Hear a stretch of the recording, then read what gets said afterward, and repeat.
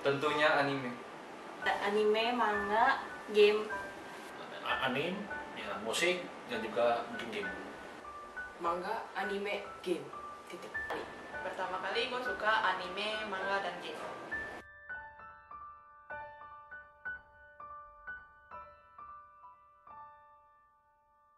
Supaya ngerti apa yang diomongin di anime-anime. Jujur saya dipaksa ya teman-teman saya untuk mengikuti pelajaran bahasa Jepang, tapi setelah itu saya dapat menikmatinya. Ya ingin menambah wawasan, terus yang kedua pun saya ingin mempelajari langsung dari orang-orang Jepang gimana cara bikin game. Dasarnya gue suka main game dan baca komik. Terus waktu kalau misalnya gamenya tulisannya bahasa Jepang semua nggak bisa baca, jadi gue mulai belajar Jepang. Karena gue suka anime, manga, dan game, supaya bisa ngerti gue mesti belajar bahasa Jepang.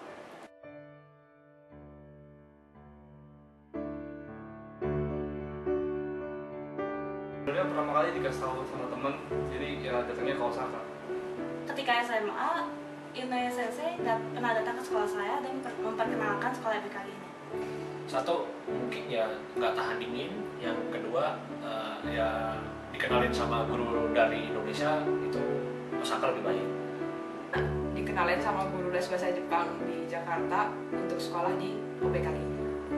Soalnya di Tokyo itu biaya hidupnya lebih tinggi.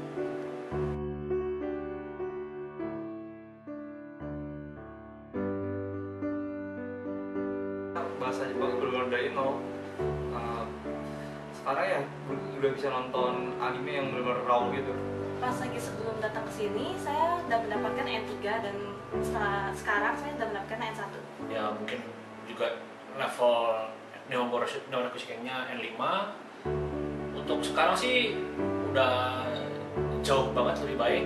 Saya udah mengerti orang Jepang sendiri ngomong bahasa Jepang maupun saya membalas pembicaraan mereka. Waktu masih di Jakarta baru pernah ikut JLPT N5 sekali. Itu pun hasilnya nggak diambil, jadi nggak tahu. Sekarang lulus N2 tapi barusan fail N1. Dan pas pertama kali datang sih dapat N2, terus sekarang udah N1.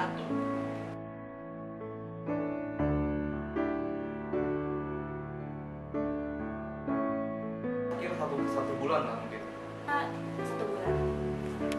1 bulan kali ya. Ntar 2-3 hari udah bisa on track ikut belajar. Kira-kira 2 minggu deh.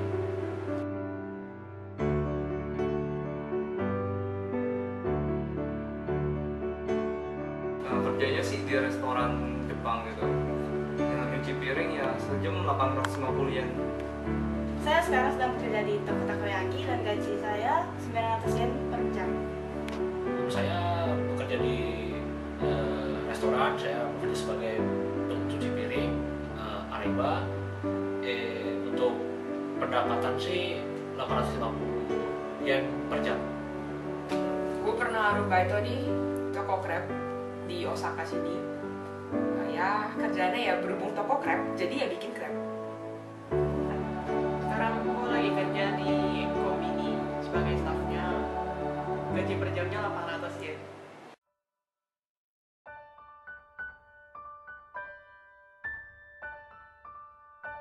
Ya nonton anime sama mungkin baca novel kan. Belajar dengan cara menulis cerita sendiri menggunakan bahasa Jepang dan memperlihatkannya ke guru. Tidak terpatok dari buku, ya saya belajar dari game, dari anime maupun ya dengar lagu juga. Menurut gue pribadi banyak-banyak denger. Kalau lu banyak denger, pasti jadinya bisa praktek ngomong. Itu prinsip gue.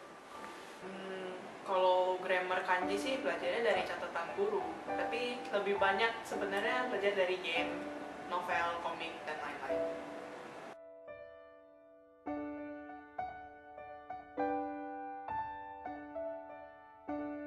Di Osaka Communication Art belajar 3D animation. Saya diterima di Digital Hollywood Daigaku digital content kakak, dan saya akan belajar cara membuat game.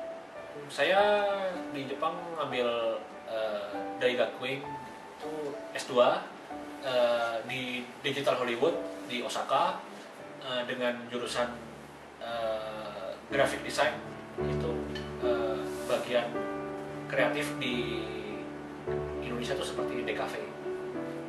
Soai Daigaku, Ongaku Gakubu, Ongaku Management Gakka.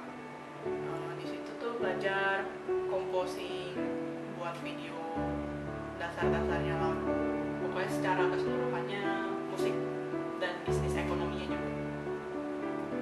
Gue kemarin diterima di Kyoto Seika Daigaku Manga Gakubu Character Design Course. Di situ gue bakal belajar gimana caranya bikin karakter. Gak cuman gambar doang, tapi dilihat dari personality, keunikan, dan kesatuan sama cerita di mana karakter itu akan masuk.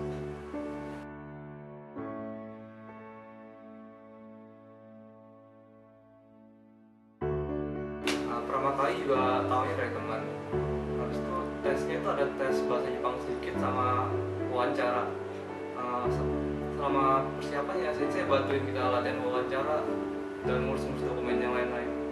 Pertama kali saya mengenal di Digital Hollywood Daigakuin itu dari Inoue Sensei sama dari senpai saya, dan cara prosesnya sih kebanyakan Daigakuin itu memberikan tesis, kemudian mensetsu, dan kalau misalnya research tesis yang diterima ya masuk ke universitas itu. Saya pertama kali tahu Digital Hollywood Daigaku ini dari Inoue Sensei, dan ujiannya itu ada ujian seleksi dokumen dan wawancara.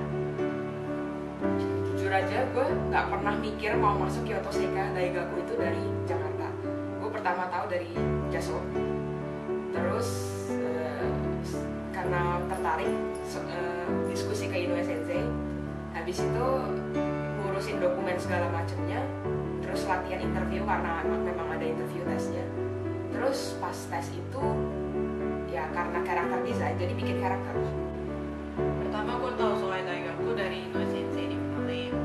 Yang itu udah diskusi sama dia, terus tentuin satu hari gue kayak gak mau kesana. Nah itu karena gue bukan ambil jalurnya Ryugak sih, ambil jalurnya Ipan. Jadinya nggak perlu Eiju, TOEFL atau Nihongo Rogoshi kayak punya hasil. Disamain sama orang Jepang, jadi cuma ujian doang, mindset juga nggak ada.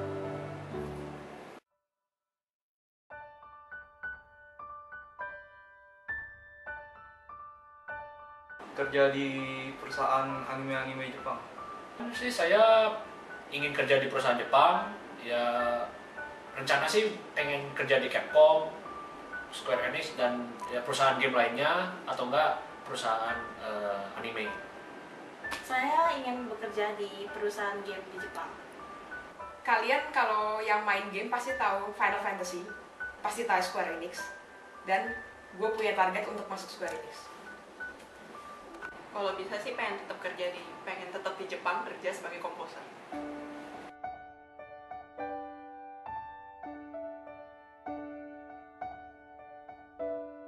Di Osaka juga ada yang seperti Akihabara, namanya Denden Town.